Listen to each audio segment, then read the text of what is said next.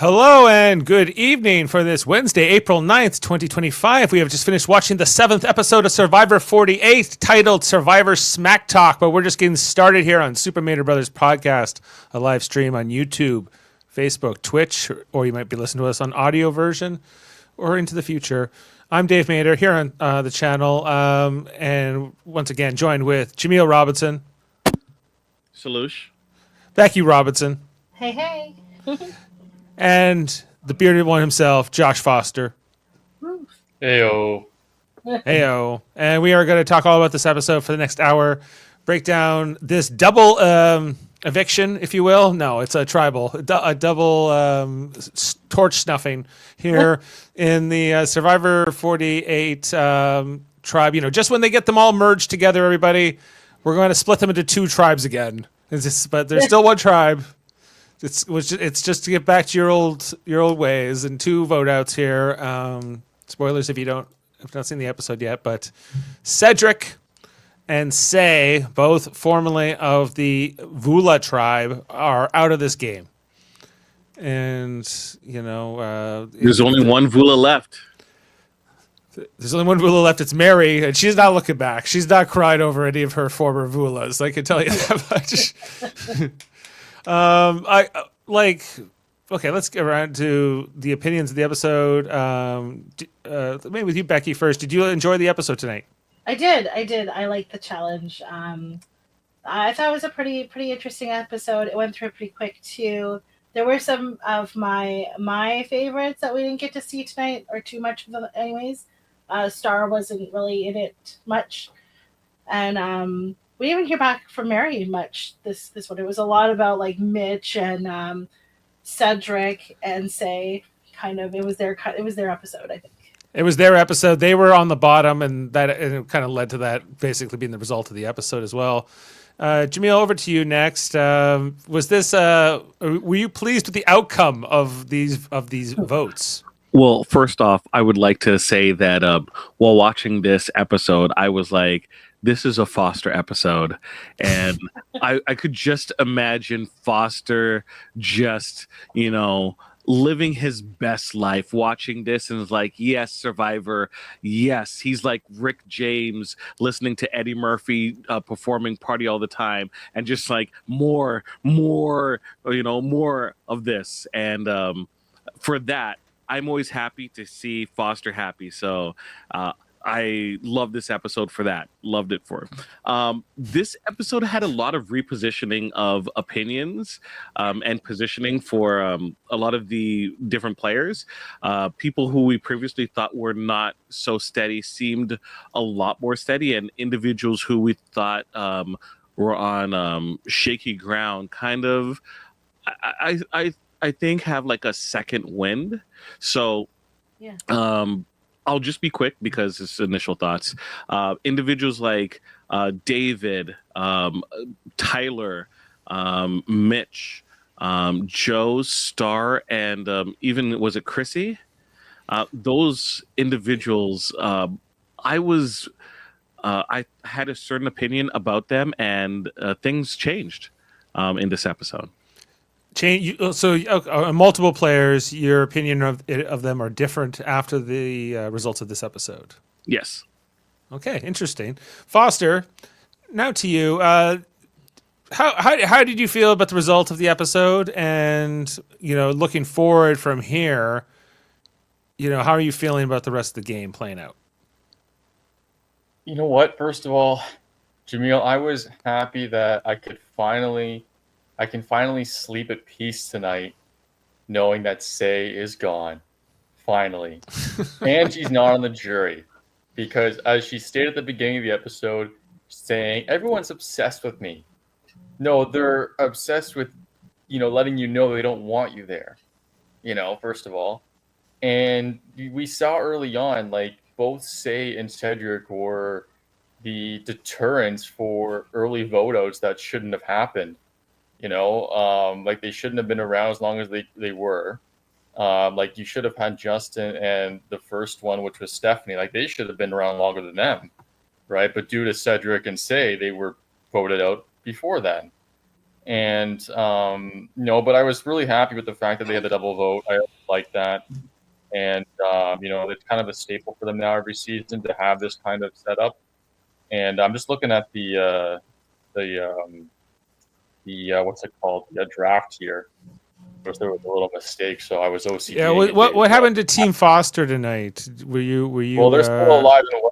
I noticed that both David your was players first of out with Eva should have been and Stephanie, so yeah, I'm still kicking it for now. Like Mitch and Eva, I don't know if they're gonna win it, but I think targets. I'm just looking at it right now. I'm the only team with both players still in. Actually, that I just realized that. Yeah, but Jameel's got Camilla. Oh yeah. You only need one person to I win. definitely know the strongest people, but it was. But like, don't forget about Kyle. I feel like this two vote outs episode is definitely now. I feel like a staple almost for them. It's a given every season that they're going to have this, and it should be expected around the merge when they're going into the jury, because it seems the most significant where the bottom one does not go to the jury and the winner does. And then obviously there was the reward as well added on top. Yeah, did you like them splitting them into two groups tonight? I did. Like it's still like going, like the last one was 13, right? And they had a vote, right, just to make the merge, right? And I'm pretty sure Correct. we've seen before, like they've had 13, and it was like a 7-6 split, right, where they had two tribals, right? So it's. Are we afraid to have 12 people voting? No, I think that what they're trying to do is, like, again, like if there's no medical, like they got to be prepared for contingencies, right? So if there's no medical evacs, which hasn't been any this season, knock on wood, that it hasn't exactly. Jaemeel, thank you. Knock on wood. Actually, I have to knock on, as you see close up my beard. They once again, like, I feel like this double vote out episode is now a staple for Here to Stay, and I like it because it just separates them, and it takes away from the large tribe groupings that go into the merge, like Siva and Logi, even though neither of them got hurt for this vote out. Do you worry about like groupthink, kind of not creating a very dynamic vote off, and by having it in smaller groups, then there's more situations where people are more uncomfortable and less secure in their numbers? I think it depends on season to season. Like this one, it was kind of both. What was it? Vula. The original Vulas were voted out, right? And there was one that had Mary as well, and Shaheen was the odd man out in that one, in terms of the tribes, right? But we've seen in the past, I can't remember if it was last season or the season before, where it was like 5 of the 6 were on the one tribe, and like one, you know what I mean? Like there was one straggler on the one tribe of, you know what I mean? So it was like, well, we got to take them out because it takes a number off their tribe, right? So right. I feel like and that wasn't how this went. It was more so just bottom of the totem pole, right? So it's dependent, I feel like, on the tribe and season. This basically led also to this result of like, who do we want not to be on the jury? If we have an option here of excluding at least one player from the jury, who would it be? And Say was similar, like at the top of everyone's list. This is a unanimous vote where her vote is blocked as well, where she can't even vote for anybody else. They made damn sure she wasn't making the jury with them. This episode is very much about Say and her perceived how they feel. Everyone's obsessed with her. I feel like I was thinking a lot about, and you said it a lot, Dave, in the past, and Jaemeel, you said it as well, about when the jury is together at Ponderosa, right? And how they have all that time to spend together and talk. And right. it just kept coming back to me tonight, because out of all, even if you put both tribes together, like Say was by far the one that would be the most disruptive with those conversations, right? And it just goes back to like how they should be separated when they're a jury and only together when they're for tribals, because it feels like it was so apparent tonight, especially that they are worried about them talking to each other, which Say would have been a deterrent for that. Yeah, I think I agree because I feel like the jury is already made up their mind largely by the time they get to the final tribal. In my mind, that's how it's felt like for the last few years, at least. And I don't feel like these final answer periods really usually change things unless there's two really sort of unlikable people in the end. I think it was Polarizing. the Gabler one that comes Polarizing to mind. Well, do you, Hmm? okay, I'll go. I'm good, I'm good. Do you feel that if they, as part of the Ponderosa experience, that they're not allowed to talk game, which I know that would mean that they would have to be recorded the entire time. Or they'd have to have a chaperone all the time. Yeah, they can't talk about game, And at there'd be all. there's no sex at the Ponderosa then. Basically, if there was anyway. I don't know if there was. God forbid, Dave. Oh my It's a goodness. champagne room. None. Well, I'm just saying, like, you could have a chaperone, but sometimes what if, like, two contestants, decide, oh, we're going to get, romantic. And then the chaperone's like, how do I know you're not going to talk game in the pillow talk, right? Like, we have to make sure. So none of that. No, I just feel like no, you could. Or you just sequester them. That's probably the easier thing. Yeah, I think you just separate. You don't have them in the same you don't even the same location almost. It's like, or even if you have like a big enough resort where they're not going to run into each other. I don't know. Like it just seems. But I there's just, just I just feel I would rather have it so because Cedric is now joining the jury on day 15. The final vote out will be on day 26. So for the next 11 days, Cedric's going to be at Ponderosa. That is a damn long time to be with any group of people, right? What is Ponderosa?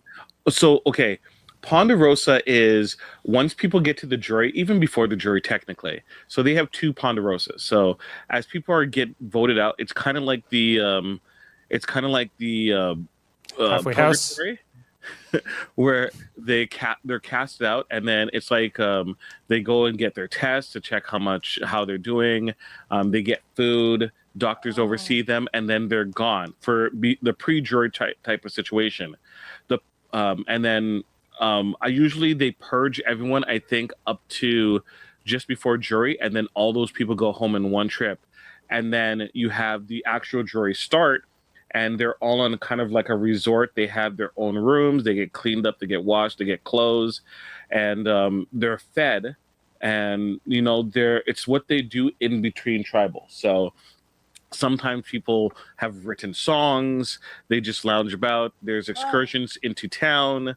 So Ponderosa is just like a wayward place for them to stay in between jury and before final tribal. Wow.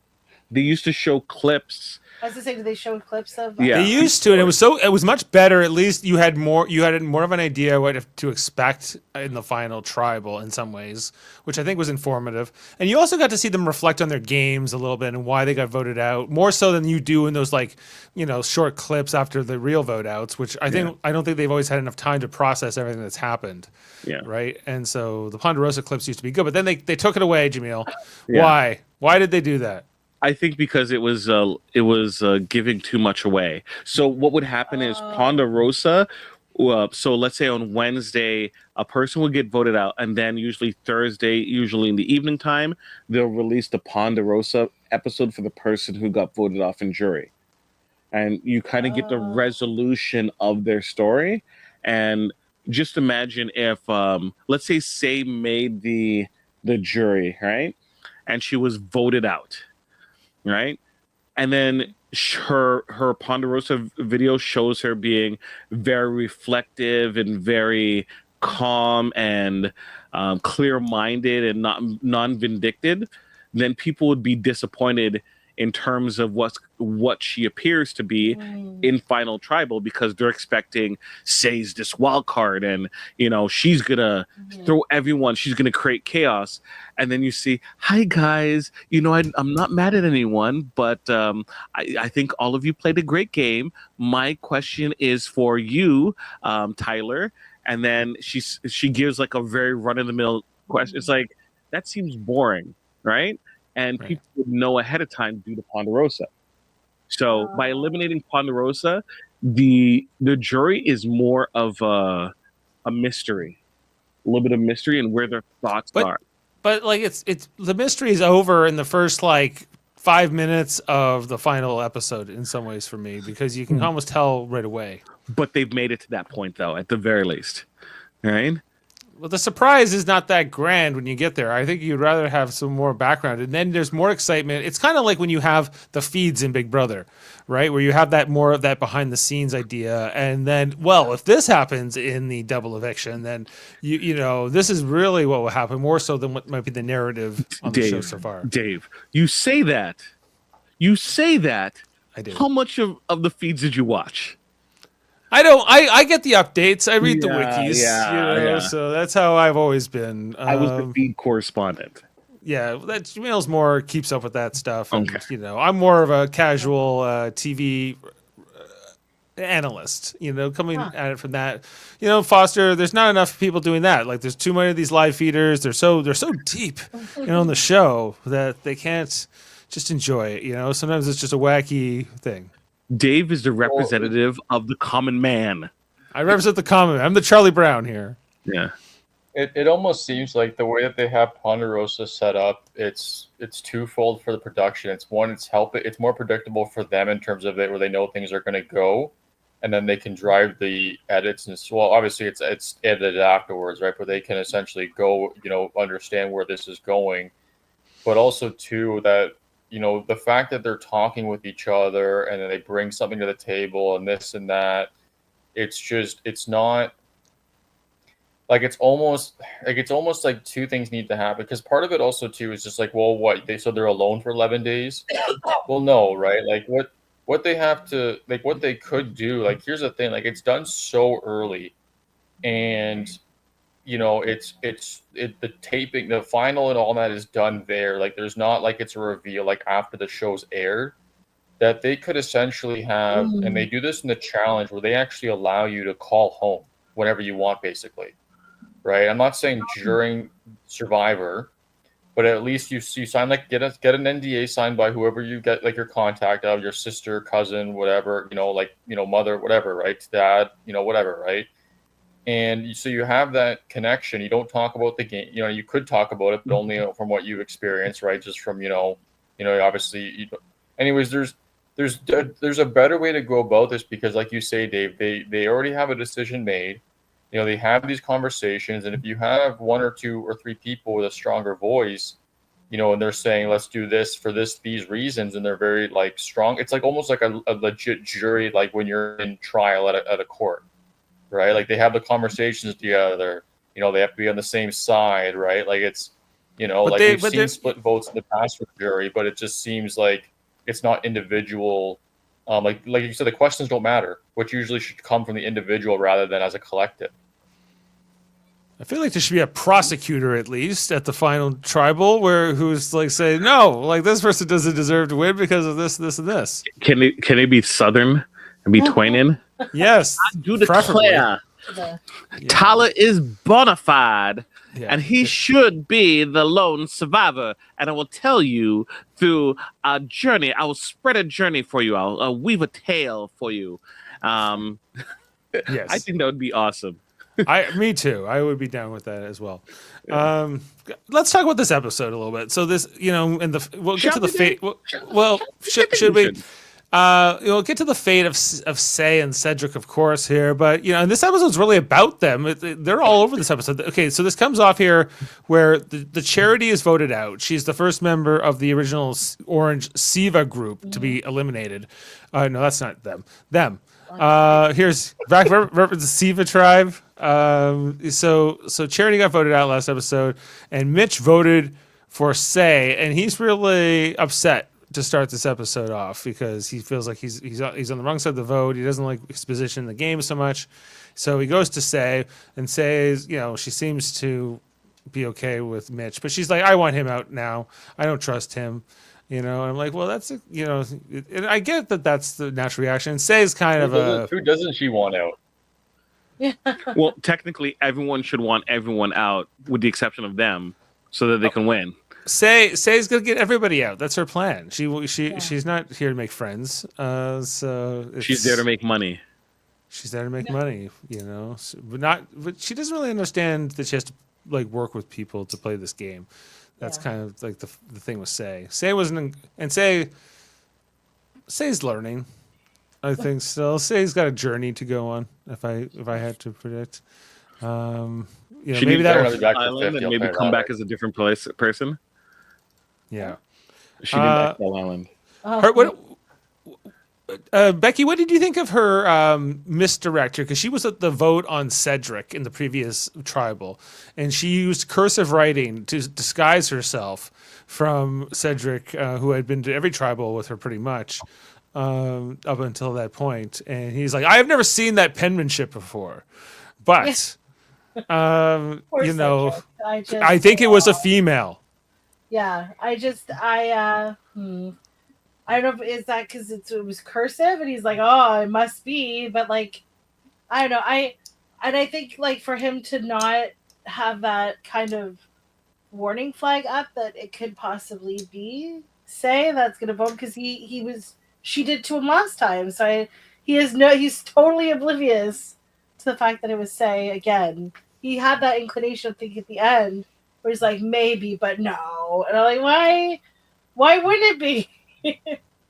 So, but I just, like, again, it's just Say, like, her odd way of kind of going about things, thinking that, like, everyone is just so obsessed with her and it's, like, all about her and, oh, but if I do this, I'll throw them off kind of thing. So, yeah, it was an interesting play That's by better. her. Yeah. Oh, was I echoing? You were a little like, yeah, Busy? like you were in a room with bouncing sound a little bit more. I don't know how to Oh. but compared to Jaemeel, but you can turn her up actually, Jaemeel, if you're on a control there. Oh. Yeah, I like turned it down. Also, it's like, oh, That's noise better. is on. Yeah. There was like a buzzing, but in my headphones, but we're Yeah. good. Well, yeah, that's better audio. Sorry. Yeah, it wasn't like I couldn't hear you before. It was just more of Buzz sound. just you were in a room. Yeah. But yeah, that's my take on Say and Cedric. I just think that she's playing the game and he was kind of oblivious to it. But yeah. Foster, we also had this whole scene here with Mitch and Joe, where Mitch was all feeling blindsided, and he's talking to Joe at the well. He's like, I feel like I could trust Joe, and Joe's like, man, we got to get Mitch out. The next chance we get. Yeah, well, Mitch is kind of too trusting, and he's also proven in the group challenges that he's competitive, like he's got game, right, in a sense, right? So that doesn't really necessarily help him with the, under the radar thing. Like I was talking when I was at my neighbors tonight watching the episode, and I said to them, I was just like, you got to be like in that, you got to kind of be low key until like top 6 almost. You got to always have that 1 or 2 people ahead of you that shine brighter than you throughout the season, right? Like you can't or what's the saying? Like you can't fly too close to the sun. No, right? That's the same. Chris. So it's like, so Mitch has shown with his ability to compete, right? He's shown with his ability to have a social game. He was mailman Mitch. Yeah. And even though he's friendly and he's really once again, like there's a lot of these players will they like the person, but the game, like they separate the game from the person very easily in terms of, well, it's nice to be around them, but they are a bigger threat to me in the long run because of this, and this. And then also too, I'm noticing a lot is they have a story to tell, right? Which we see at Tribal later on with Chrissy talking about it, which we'll get to. Yeah. I just found it kind of interesting too, like Joe's reaction to Mitch. I think we mentioned it a bit earlier, but the idea that, oh, sorry, Dave, go ahead. Well, yeah, I just was finishing your thought, I guess, that Joe was like, yeah, he's a little too likable. I think we have to get him out now, and this is no good. Like, if he gets to the end, I'd vote for him. That means we got to get rid of him. Jaemeel, is that the always the right attitude? Here comes the buzzing again. Yeah. Now. Well, the buzzing's turning up, or really? It's getting a little loud. Okay. Anyways, anyway, that's fun. Just doing troubleshooting on the fly. Okay. Okay. This came up as an issue that I found. If people don't know, welcome to our show. Is that I'm usually online, on the interwebs, trying to get a sense of what people are thinking about, the different characters on the show. And please note, folks, they are characters. We are not seeing their true selves. We're seeing a segment of their time on the island that's presented to create a narrative. So it's not really them. Joe isn't necessarily just what we see. He could be better. He could be worse, right? But this is the Joe that we see that is being presented as the narrative. That being said, what we've seen is that a lot of people are thinking that Joe is pure or very good, right? And and there's other people who are manipulating and lie are the bad people. That isn't the case. Joe isn't one dimensional. We might see only a part of his game, but this episode showed us that Joe isn't just thinking about being good to win. Joe wants to win, right? And he feels that the best way is to play a game where it's a lot of the strong people and he can win out. Because sure, David is built like a friggin' Adonis, but at the same time, we do not know if a puzzle comes in front of Dave and it's Dave versus Joe in a puzzle. I have a stronger belief that Joe is going to be able to figure things out before David, right? And not That's every possible. challenge is going to be physical. So it is an absolute good strategy in terms of I am the smartest strong person in the game, so therefore I would only want strong people there because I could win. I'm king of kings. There's, Yeah, I'm okay to bring these other elites with me because I am the best of the best. Foster, is that a good strategy for the competitors or someone like Joe? Well, I feel like the way that because I as we mentioned kind of last week, it's been a while since we've had this potential for a challenge, winner, right? It's usually someone who's more usually it gets to a point where it's the more strategic people kind of band together and pick them off one by one, right? And it's been a while. It's part also due to the way that they've given the cast as a whole. But what we've seen in the past is there's less of these stronger type competitors, and they get along as well, right? We've seen a lot of the brains go out early, which was you look at Bianca and Thomas, Chastity was not superb, but she was a very big thinker, right?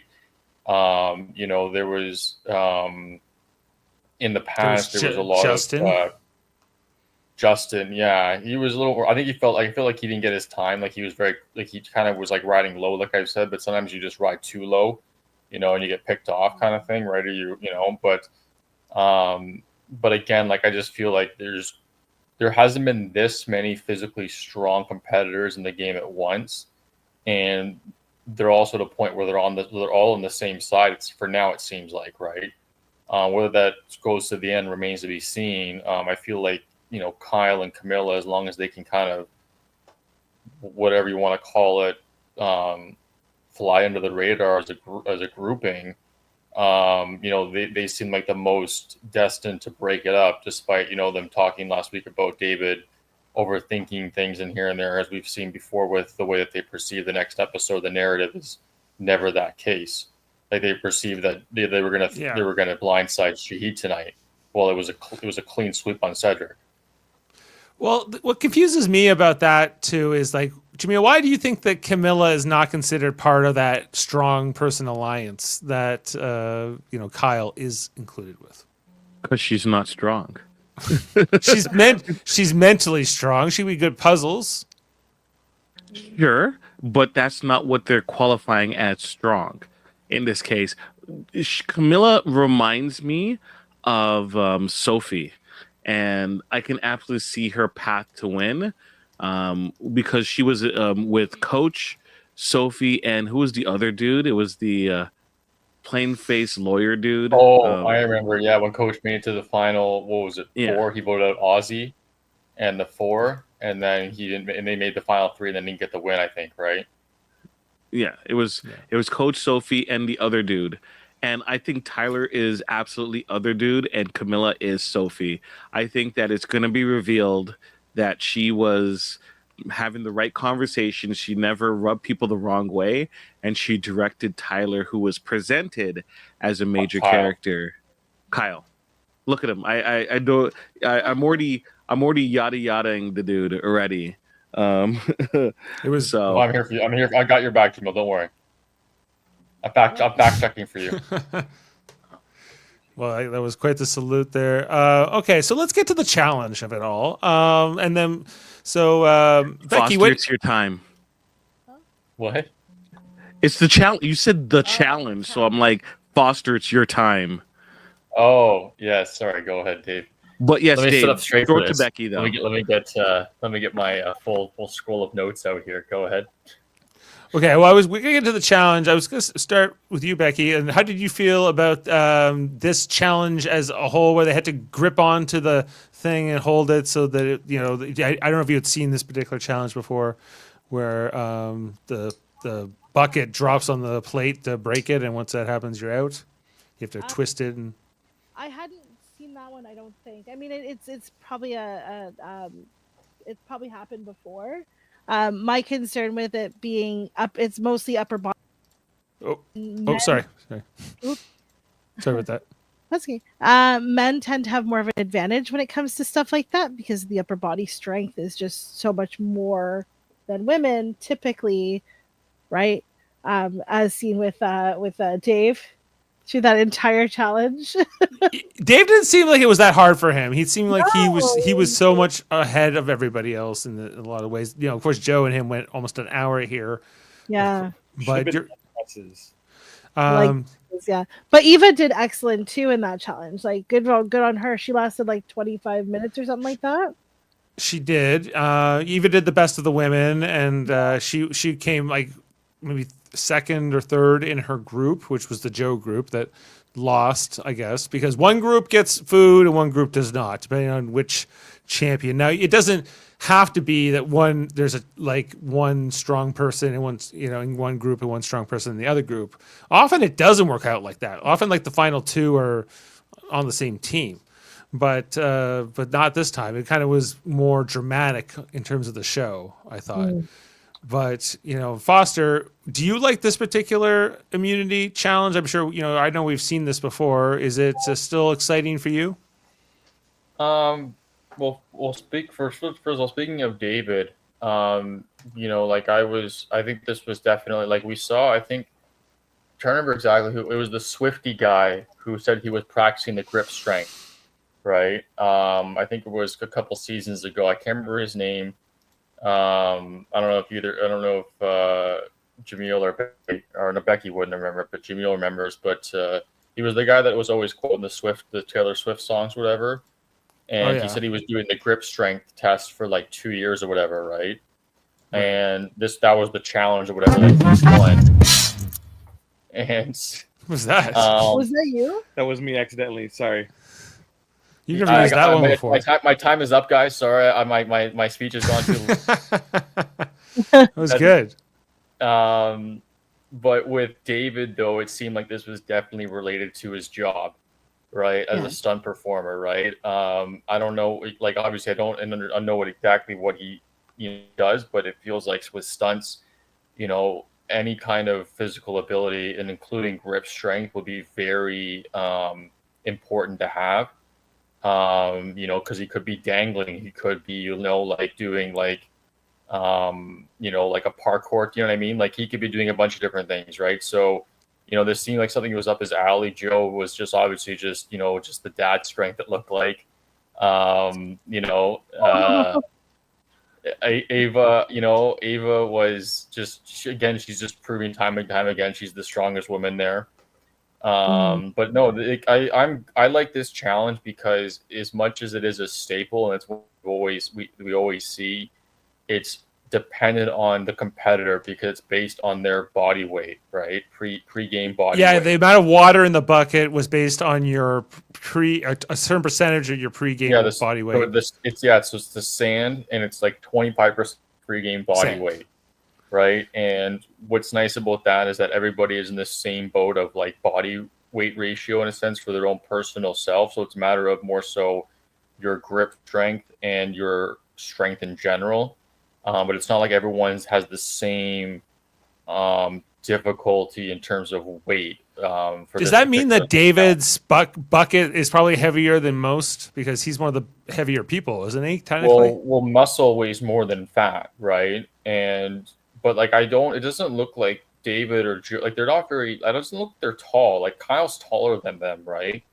But like Joe probably carries leaner. more weight, leaner. But muscle weighs more than fat, right? But Joe was bigger going in than David from what I saw. Like they're at the point now where they've lost all their water weight by far. Yeah. Like it was by far, right? And that's why David seems so like even more cut. But I would think that the buckets would have been similar to very similar between Joe and David. David just looked like it was a cakewalk because he just literally the way he was talking, like he was just basically playing mental games with everyone. I wish they would. Yeah. I kind of wish they would tell us the weight of the respective buckets just so we have a sense of that. But I guess they would have to tell us what their weights are. It's one of two things. Well, then, yeah, but if you can't, then you reveal the weight of the woman, though, right? And the man sometimes is, like I'm not trying to, To be fair, I think Cedric was a little concerned about how much people thought he weigh, or how much he can hold up. Some can be like that. So either you do that, or you don't reveal the percentage of how much of the body weight is, and you just list the weight, right? So it's like you can't do both percentage because you can do the math just times 4. But if you just say, okay, this is the weight of each of them, based on the percentage of their body weight, and we're not going to tell you, it's obviously still indicative, but again, like it'd be nice to know what they're carrying, though, Dave. That's for sure. What happened to Cedric here? Why is he out in 20 seconds? Because he's a Chumbawamba. No, I'm kidding. Jaemeel, do you concur that he's a Chumbawamba? You can answer for me. Oh, I was just gonna say I think like this is pretty like in line with what we've seen of Cedric from previous challenges. I mean, he's had upper body strength issues right from the jump with almost all of the challenges that present. Anything where he has to hold his own, he's not good. Yeah. So why vote him out? Easy vote. We're still at the easy votes right now. Still doing easy votes. But he's on trial. Say is the obvious vote. Cedric was the easy vote. Yeah. Right. Well, I don't want to skip too far ahead to the final tribals of it all, but ultimately, my feeling on this episode was, if these strong people like David and Kyle, etc., are working together, then the people who are not in that group are, would be smart to form some kind of coalition, some kind of resistance, some kind of counter group. Say and Cedric need each other, but here they don't trust each other. Mitch, as well as I don't know, like even Camilla. You could, all these players could form together and kind of try to work against these strong people. But I feel like this is a Big Brother season a little bit, where the strong people kind of intimidate the weaker people, and they kind of end up fighting each other. This is kind of a Big Brother play out. You gotta break it down, Dave, right? Like Camilla's with Kyle. So she's in her own right safe.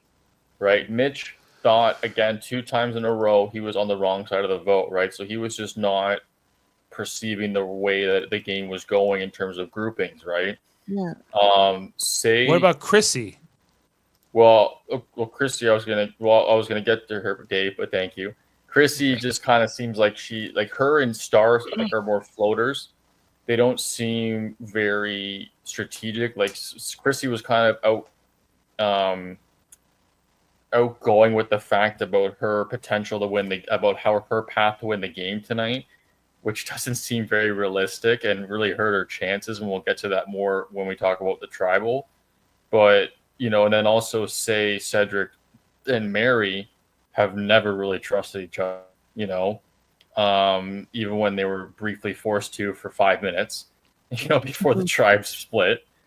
And so there wasn't really that kind of 2 or 3 or 4 people that were like, we need to bring these 2 or 3 others in and we need to go against these people, right? Because, like Mitch was, thought he was comfortable with Chastity and, he was comfortable with other people. Like he wasn't a bottom vote, right? And, and once again, there wasn't a common perception amongst the less strong, let's say, political, to try to be nice about it, that they were essentially going to be picked off one by one. Right. Okay. But how much of this do you think came down to the dynamics of who ended up on what side of this? So we had the orange group, which we had Joe in it, also Star, Mitch, Christy was in this group, Eva and Say. Right. And, so if Say had been in either group, would she have been voted out? Yes. Yes. Okay. The other group was Cedric, Shaheen, Kyle, Mary, David, and Camilla. Now, Mary's the other one. Mary feels now that what she's gone through, she feels protected by the stronger. Like she's kind of using them as a shield, But again, like it's just the only one that was like this. You could sort of see something with Shaheen, but what in reality was that, they were basically like, well, if we vote out Shaheen, we go back to Joe and Ava, they're not going to trust us, right? And there's going to be like a war broken out, right? And I feel like the same was on the other side with the other group where, like Ava and Joe are this kind of duo vote, if you want to call it. Maybe they don't see it that way, but they are. And if someone like it's again, I just feel like the bottom people didn't realize early enough that we need to have enough to start picking them off, kind of thing, right? The only people that have done that are Camilla and Kyle when they had to use their idol to get Thomas out.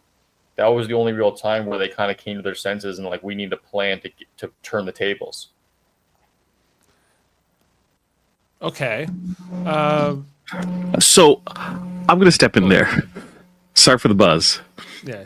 It's fading away now. Fade away. It only happens when you click on, I think. Sorry. Camilla and Kyle.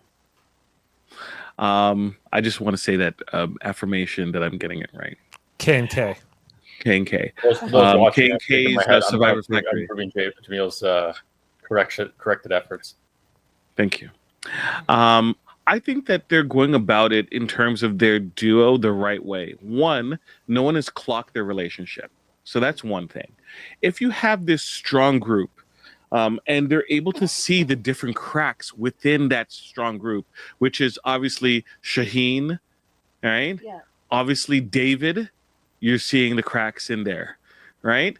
Now, once those two are in shaky grounds, Joe, Ava, that foursome doesn't seem really that scary to begin with, right? Especially with the amount of elements they're in, because all that needs to happen is a civil war.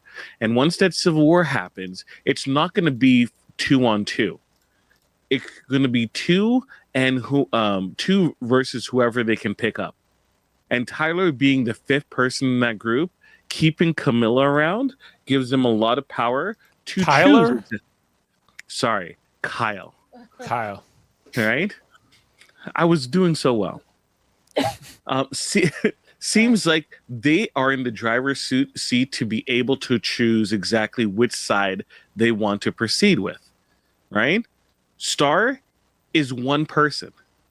Chrissy is one person. Mitch is one person. Yeah, Mary, they're not. Why aren't they forming an alliance? Because they right now look at the landscape, and now it's 4 people against what? 5? Right. now. That's what an alliance is. You have the numbers, and then you vote out these other people.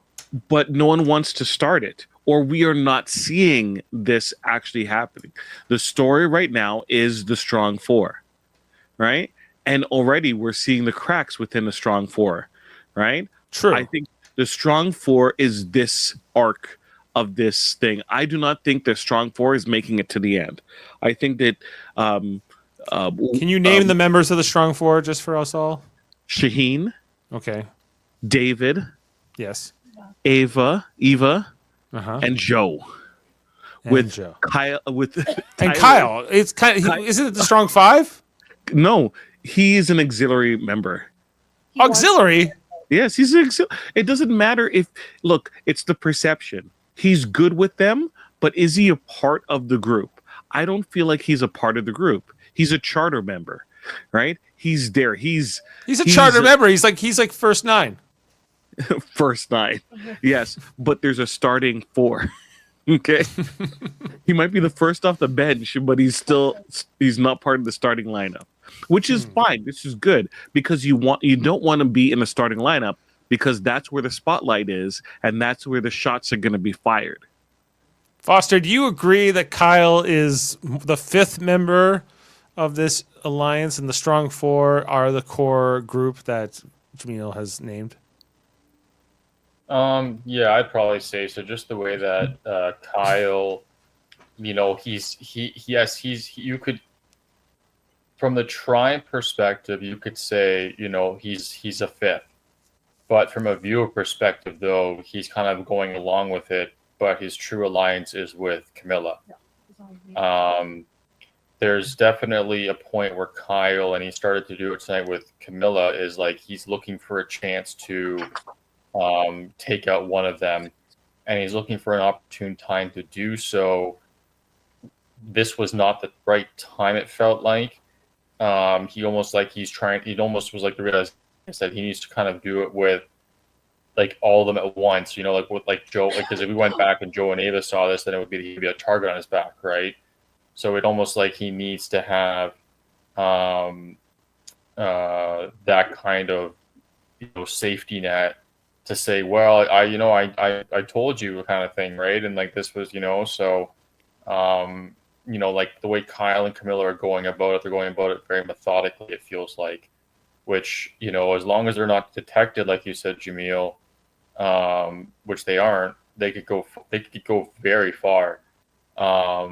It just depends. Like, again, we've seen groups like this go extremely far, but then we've seen groups like this make the most minor slip up or mistake, and it could easily cost, like last season it was it was Sam and what was the other girl's name? There was those two that were like really strong, and then like they just kind of got too prominent in a sense, right?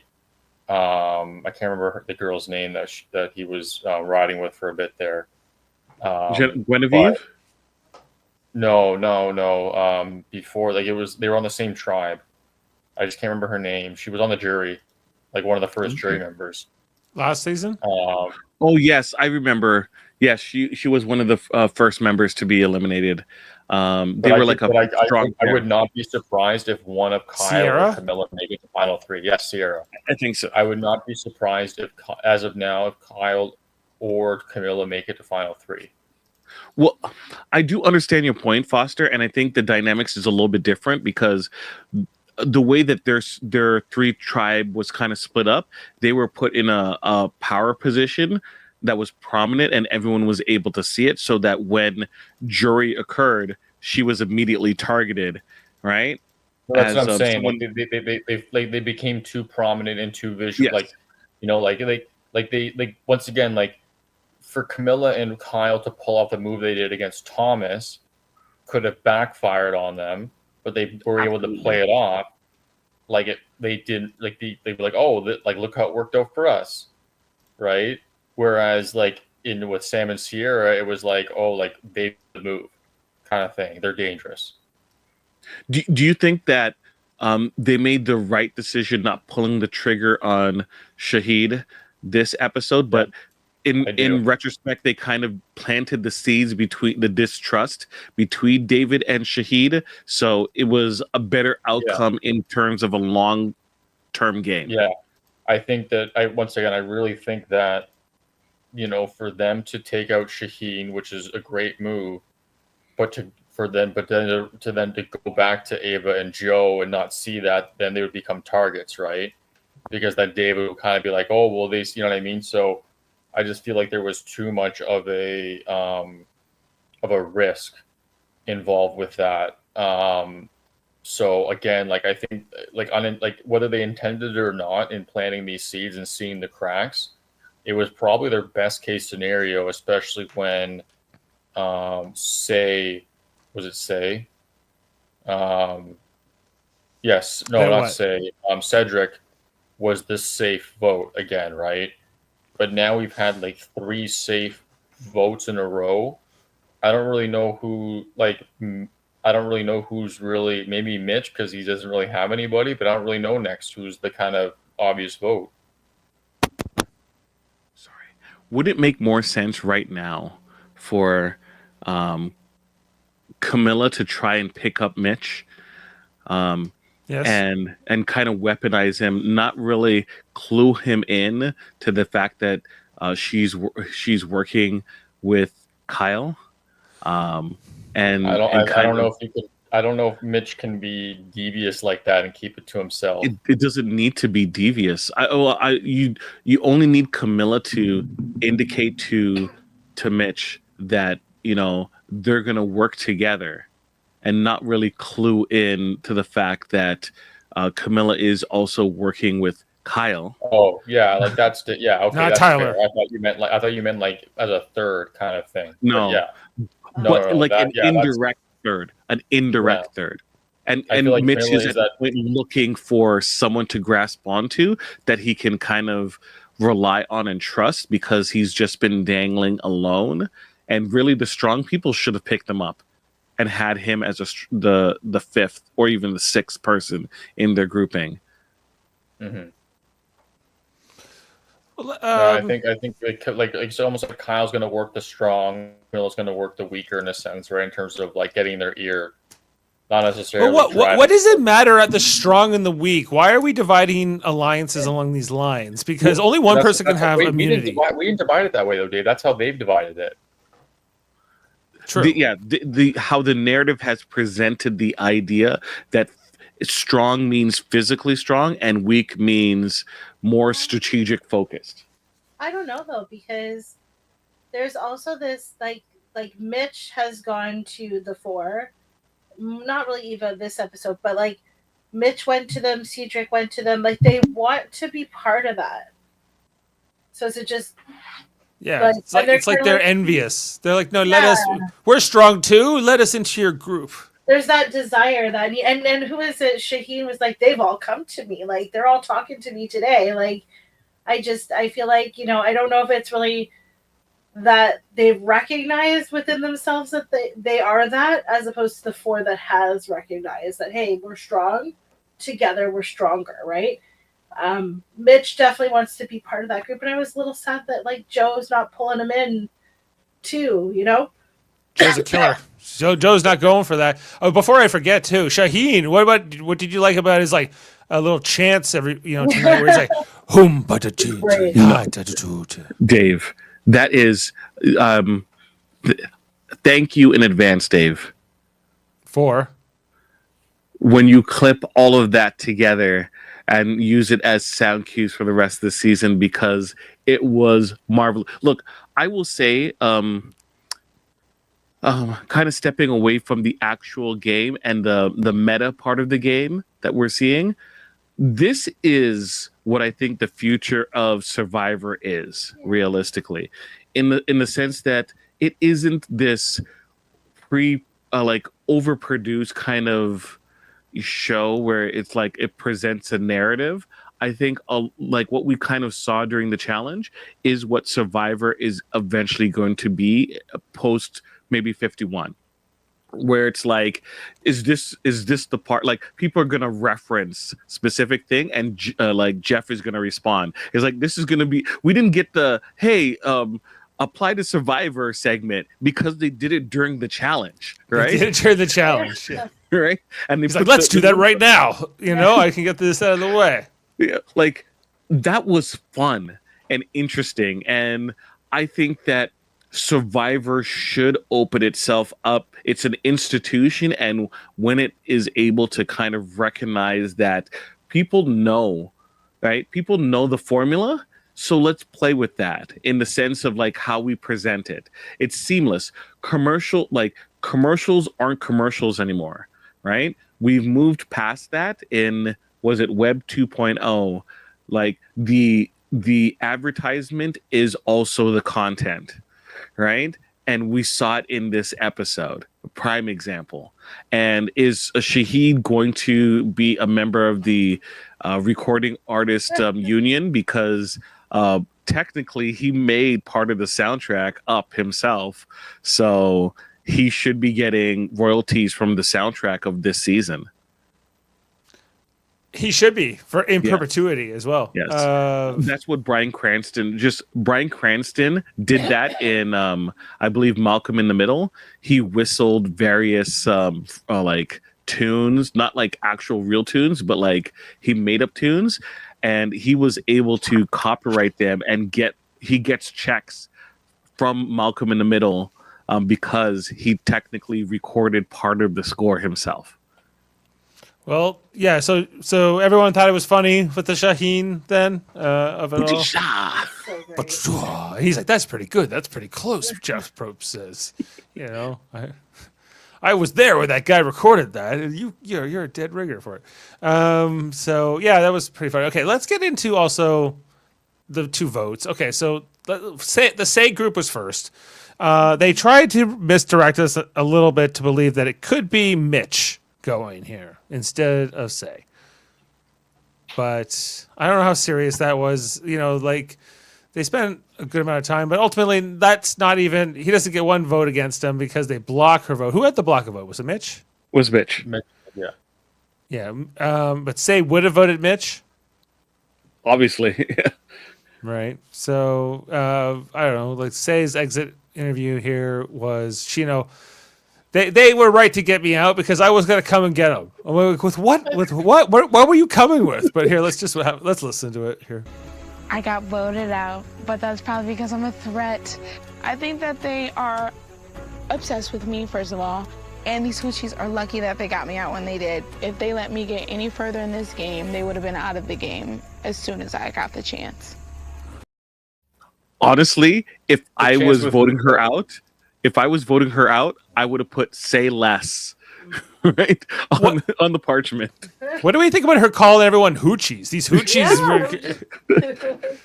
were right to give you out. Whoa. She is the worst type. No offense to you, Say, because I know this is a character that's being presented. I understand that.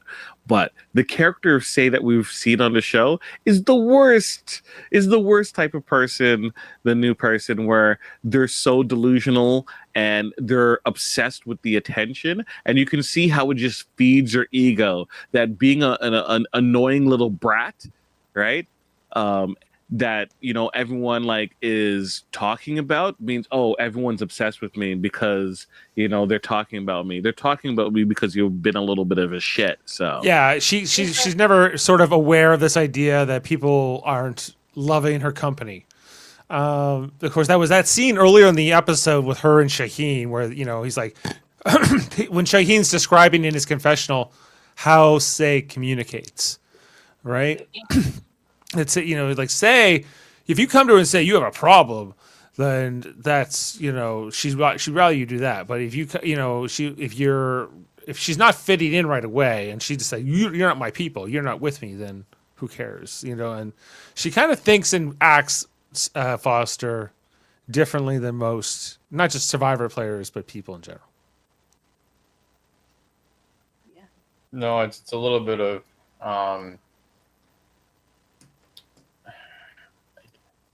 I'll be straight honest, like a little bit of delusion and a little bit of ego. It's I don't know. Like again, like once again, like Jaemeel said, like they edit to me have perception of the player, right? And whether this was say the player or say the person or both, it wasn't a good look. But she kind of said her words though were very like oblivious to how the rest of the tribes viewed her, even like with Cedric. It's like and but she always would basically say oh, like you hurt me, I'll never forget. In the confessional. But then she's like, I don't want to be fake. And then she's like, oh, I want to just move on with Mary. You know what I mean? Like it's very contradicting, very the word just escaped me. Double speak. Yeah, like it'll come to me. There's a lot of hypocrisy in what she's saying, where she's like, I don't want to be fake, but I'm gonna lie. I don't. I want to work with this person, but I can't trust anyone. It's like, what is it? Like the duality of say.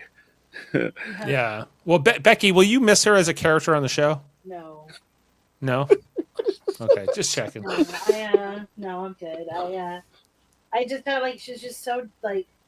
If you ever want to see how like someone can do it so wrong, she's a shining example. Like right from the jump, like she's just so all over the place. Like her game wasn't even strong. It was just no one was gonna vote for her. She was gonna be a goat. If she lasted longer, she was just gonna be a goat. Mind you, there was times where I was like, maybe she'll when she was go interacting with Mary. Kind of when they had like their making up kind of thing. And then I'm like, okay, maybe she's not that bad. Like maybe she'll actually get to like closer to the end. But then like it just all fell apart the minute Mary left, and she's just back to it like just all over the place. Like I'm glad she's gone. I don't think she'd be very good on the jury. She'd just do whatever. Yeah. And that's the end of Say in this episode. I thought that the way more interesting group was the Purple group and their tribal council, and I guess the dynamics leading up to that vote, because it looks like Shaheen has some serious threat here to be voted out, right? But you know, I don't know how much of this is they're just playing this up in the edit, and how much of this was really a reality leading into this tribal. But Camilla and Kyle seem pretty serious about it. Of course, they can get Cedric's vote, and they could force a tie. And what they don't really show us, I think, in this lead up here or in the tribal itself is like, what are Mary and David thinking specifically? Like they're the votes I think that really this comes down to. And I think like, what do Kyle and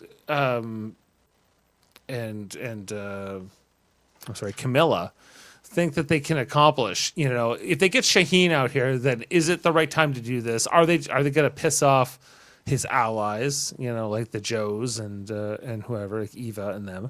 Or, is this a good time to get a big threat like Shaheen? And I was kind of digging it. I was like, yeah, this is the right time to get someone like Shaheen out. He's a really big threat in this game. You're right to recognize that. And I think getting out Cedric right now is kind of boring. It's the safe thing to do. And that's not what we get here.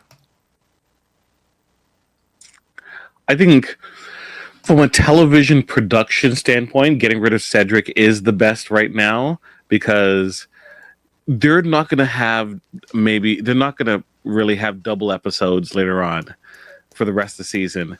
So just imagine like an episode ending with now the fifth person remaining is Cedric. And the fanfare that comes from it. This at least paired with Say is like a better outcome, and there's more interesting characters to be voted out. That's one. On the second side, I think that using Cedric to kind of drive a wedge between David and Shahid is a stronger play than getting out Shahid, because you want to taint the well, right? And if you're able to do that with that strong team and form cracks, make them think, hey, maybe this plan for all strong people to make it to the end isn't going to work because we all can't be trusted, right? And Joe has a strong sense of morals, but I think he's smart enough to recognize that not everyone shares his values. Well, okay. All well put there, Jaemeel. Let's get to Cedric's exit interview, and just see if what were we missing? What was Cedric thinking here? I got another experience with Survivor. I got my torch snuffed by Jeff Probst, which was surprising. I had more game in me to play, but being the first jury member, that's going to mean I have some say in who actually gets the ultimate prize. It's still a great responsibility, and it's one that I'm going to probably give a lot of thought to over the next few days. So maybe I'm wrong. I apologize. It was like only one vote for Shahid, and the rest were Cedric, because David's vote just was spelled SED, and I was confused by that. It was that's right, exactly how you put it there. Cedric he voted for Shaheen, and Cedric had his name spelled probably 5 different ways otherwise in this tribe of 6. So like his exit interview to me is so, I don't know, just pathetic. I don't mean that in a harsh way, but he's just like, well, I get to be a juror, and there's at least some responsibility in that. And I guess there's some silver lining. Like, there's no like, damn it, I thought I was going to win $1 million, and this sucks, and I didn't need money. Dave, if you asked me, Jaemeel, please tell me what Cedric just said. I was listening. I was watching the screen. I have no clue what he said. It is absolutely unmemorable, right? Unremarkable, unmemorable. He was just there. Foster, do you agree? Are you going to miss Cedric as an entertainer on this show? Not at all. Not at all. But well, he was the first overall pick by Sean in our draft. Was he really? Yes, he was. Sean. How do you explain? Time to bring up our draft board, Dave. Well, I have the draft board, yes, available here. So, yeah, well, I can share it if you'd like. In the meantime, while Dave is getting the draft information, Foster, are you going to buy the Men of Survivor 48 calendar? Obviously, with David with multiple months this time, especially doing his classic pose of like leaning back with one hand. What are you trying to say? What are you trying to say about me, Jaemeel? I'm just saying that it's 2025. Even if I was, there's nothing wrong with that, is there? You appreciate strength. I didn't say that you were getting like any type of gratification from your nether region from it. I'm just saying that you appreciate it. That's all. He appreciates the gratifications in the nether regions. Is that what you're saying? I'm saying that he doesn't necessarily get the gratification from the nether region from watching. It could be other regions. I'll tell you straight up, Jaemeel, he makes me feel inadequate. So I will not be getting the poster or the calendar or whatever. I don't need reminders. You crush him in the beard game, right? So yes. don't I bow to your power in the beards. Yes. You are valuable, and I see you. And thankfully, that would not have much extra weight to my bucket if I was on the if I was on that, that challenge. Holding that crank on Survivor. Okay, let's look at our draft board. So yeah, Sean has lost his first overall pick. He still has Chrissy, who he of course was saddled with. Although I don't know if I can see Chrissy winning this right now, but she's not doing too bad. Oh yeah, it's actually good. Let's. I want to really quickly because I mentioned it earlier with Chrissy. Like she really screwed herself in the tribal tonight, saying how she's like, I'm gonna lie, but not right now. Like she's like, this is how I need to win, and it's like you're just. She thinks she gave her game away too much. Well, it's just she just played very, very. She's been very quiet, and then the one time she really kind of speaks, it's just very sloppy. Yeah, she was, of course, in the group that voted out Say tonight, and she had it kind of easy so far. But I think she's in that group that's not with Shaheen and Joe and all them, and I think that she's not doing herself any favors right now by not making some kind of an alliance. She's too much of a floater, in my opinion. People did pick Joe; it's just lower on. Oh. Okay, Foster has Eva and Mitch, both doing well. Jane has Shaheen. Who I think is, if he makes it deep in the game, he's a big threat. I have Kyle still left in the game. Jen has Star. Star's kind of a. I don't know what to make of Star. I don't know if I see Star. Comic relief now. I don't really know what else to think. Yeah, Star's more of a punchline artist than a player. It feels like. But I don't know. Like Star could do something still. Like I think she could be forgotten about, and then she'll come out of nowhere. Daryl lost Say tonight, but he still has Joe. Joe's such a Daryl pick. Yeah, such a Daryl pick. It's such a Daryl pick. Jeff has Mary left. Mary, I don't know. Mary's doing okay. I like Mary. I think if Mary gets to final 3, she could be a threat. She can talk, so I wouldn't count Mary out. Camilla, I like a lot. Jaemeel on Team Jaemeel for life. Of course he lost Kevin. No offense to Sam. Am I still saddled with the Gilligan's Island if I win thing? I think that's done. Well, it was for life. For life. It was Team Jaemeel for life, and I was like, well, it's for life, so I can't undo it. The threat of me winning is always in effect that you might have to do a Gilligan's Island podcast. Well, don't let Sam get wind of this. That if somehow Jaemeel wins a draft, that this is going to happen. But yes, there was a bet at one point about me having to do a Gilligan's Island podcast if somebody won Big Brother, wasn't it? And then I think it was Big Brother, yeah. And they almost did. They came like 3rd or something. But it almost happened. I had to do a Gilligan's Island podcast. And Amanda, lastly, has David still in the game. So there you go. Yeah. There's the who if you could predict the winner right now, Becky, who would it be? I don't know. Who you want, or who do you think will win? Who do you want to win? think? Yeah. At this point, Camilla has no one seems to suspect her. She's pretty much flying under the radar at this point. Yeah. But honestly, it may be David, because he's so strong. But yeah. Yeah, Foster, same question. I think everyone else has. Yeah, I was thinking Camilla as well. Becky, I feel like Kyle is most acceptable to be targeted over Camilla out of those two. But if we're going for a different vote, for my picks, I don't feel very safe, to be honest. I feel like Joe would be kept longer than Ava, and Mitch is kind of, for lack of a better term, like a loose end right now, right? There's no real Mitch feels expendable, also a threat if you let him get too deep. Yeah, so, priority right now, priority threat. I feel like But I feel like players like Joe are like, well, we can't put Mitch off for too long. So if we don't get a Mitch next vote, it has to be the vote after that.